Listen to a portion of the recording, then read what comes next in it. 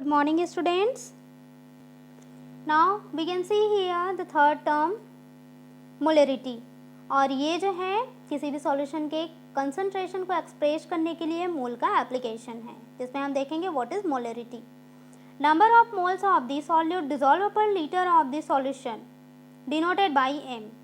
ये मोलरिटी क्या होता है तो ये बताया गया है कि किसी सॉल्यूशन के पर लीटर में जितने number of moles of solute dissolve होते हैं उसे ही उसकी मोलरिटी कहा जाता है. इट मीन्स 1 लीटर हम सॉल्यूशन लेते हैं और उस सॉल्यूशन में जितने भी नंबर ऑफ मोल्स में सॉल्यूट डिसॉल्व हैं, number of moles of solute dissolve हैं किसमें, पर लीटर ऑफ सॉल्यूशन में, तो उसे ही हम उसकी मोलरिटी कहेंगे जिसे कैपिटल M के थ्रू रिप्रेजेंट किया जाता है.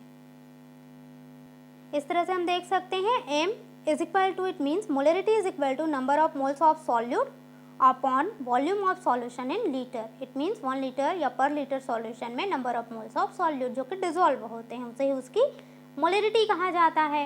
अब हम देखते हैं कि नंबर ऑफ मोल्स क्या होता है. तो number of moles is equal to होता है mass in gram of solute, solute का ग्राम में mass, upon molecular mass of solute, solute का मॉलिक्यूलर मास, और इसे ही हम क्या कहते हैं, नंबर ऑफ मोल्स.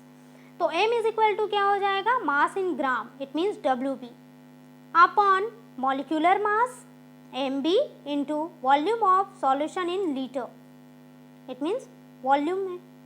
अब m इज इक्वल टू इसके अकॉर्डिंग अगर हम देखें तो WB upon MB into V ml into 1000, और ये जो है मोलरिटी का फॉर्मूला हो जाएगा जिसके हेल्प से हम क्या कर सकते हैं, मोलरिटी को कैलकुलेट कर सकते हैं.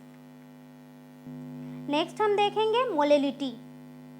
The number of moles of solute dissolve in 1000 gram kg of solvent denoted by m.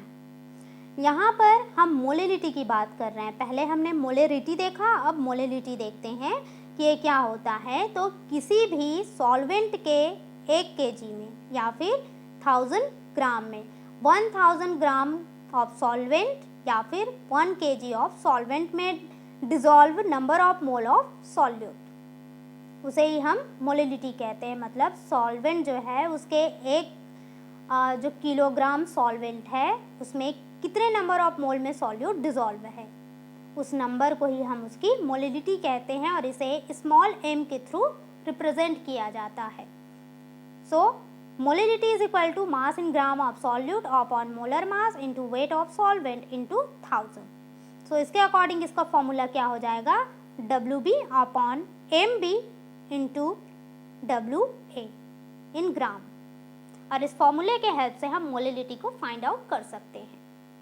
Then हम देखेंगे यहाँ पर नॉर्मेलिटी.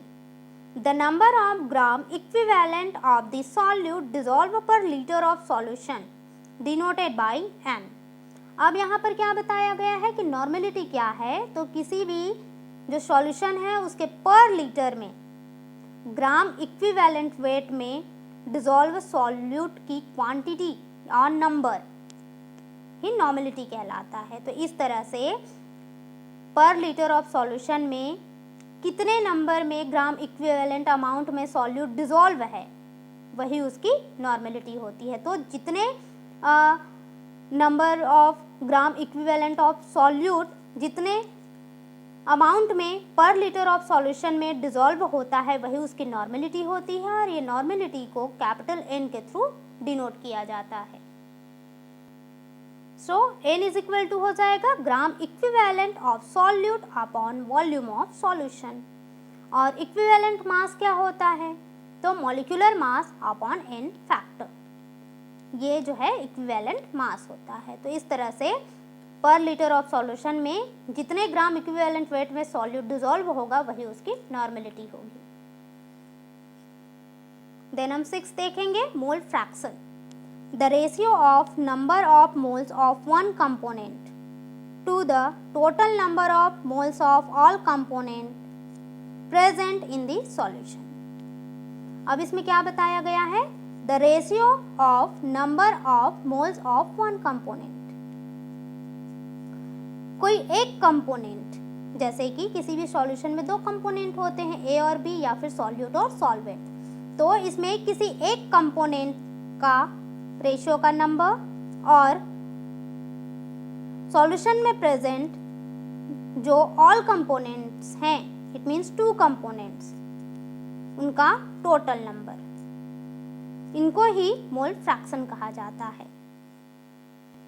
तो इस तरह से मोल फ्रैक्शन यहाँ पर क्या बताया जा रहा है मोल फ्रैक्शन के अकॉर्डिंग। तो किसी भी सॉल्यूशन में 2 कंपोनेंट होते हैं, ये सबको पता है, सॉल्यूट और सॉल्वेंट। तो सबसे पहले हम देखते हैं कि किसी एक कंपोनेंट जो है, जो सॉल्यूशन में किसी एक कंपोनेंट के मोल्स का रेशियो और किसी सॉल्यूशन में प्रेजेंट 2 कंपोनेंट्स के मोल का रेशियो, यही क्या है मोल फ्रैक्शन है। जैसे कि बाइनरी सॉल्यूशन जो कि 2 कंपोनेंट से बना होता है ए और बी, तो इस तरह से mole fraction of A, mole fraction को एक्स, कैपिटल एक्स के थ्रू रिप्रेजेंट किया जाता है। और चूंकि बाइनरी सॉल्यूशन ले रहे हैं मतलब 2 कंपोनेंट है ए और बी, तो यहाँ पर mole fraction of A, it means X A is equal to हो जाएगा N A upon N A plus N B, जहाँ पर ये नंबर ऑफ ए और यहाँ पर ये एन जो है वो नंबर्स को रिप्रेजेंट कर रहा है। तो इस तरह से ये फर्स्ट कंपोनेंट के लिए upon first component plus second component. उसी तरह से mole fraction of B is equal to क्या हो जाएगा N B upon N A plus N B. Sum of the mole fraction X A plus X B is equal to 1। और यहाँ पर हम देखते हैं कि mole fraction of A and mole fraction of B, it means X A plus X B, इसका पूरे का जो वैल्यू है वो 1 होता है। सो इस तरह से हम देख सकते हैं X A plus X B, तो एक्स ए का वैल्यू क्या है यहाँ पर N A upon N A plus N B, ये एक्स ए का वैल्यू और एक्स बी का वैल्यू प्लस ये एक्स बी का वैल्यू क्या है N B upon N A plus N B. तो इस तरह से इन दोनों 1 के इक्वल होंगे।